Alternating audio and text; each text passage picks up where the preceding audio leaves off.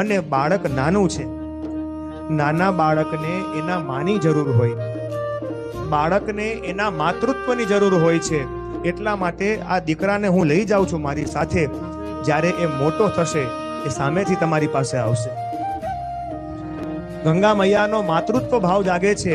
પૂછો એ માને જેના ગર્ભમાંથી નાનપણમાં જ બાળક પડી ગયું હોય. પૂછો એ કાકવંધ્યા માતાને કે જેને એક સંતાન થયું છે પછી બીજું સંતાન થતું નથી. પૂછો એ માતાને મૃતવત્સા કે જેના ગર્ભમાંથી સદાયને માટે મરેલું બાળક બહાર આવે છે. આપણું ગુજરાતી સાહિત્ય તો એમ કહે છે પ્રભુ કે ખાન વગર મોળો કંસાર અને મા વગર સૂનો સંસાર. જેની માં પોતાના દીકરા દીકરીને જન્મ આપીને જ્યારે સિધાવી ગઈ હોય ને, એને પૂછજો દીકરાને કે માં શું હોય છે. જનનીની જોડ સખી નહીં જડે રે લોલ. આ પૃથ્વી ઉપર માતાથી મોટું કોઈ છે જ નહીં. નહીં માતૃ સમો દેવ. માં એના હૈયા સ્વરૂપે જ પોતાના દીકરાને પોતાની સામે જોવે છે. કલાપીની કલમે તો કેવું સરસ લખ્યું કે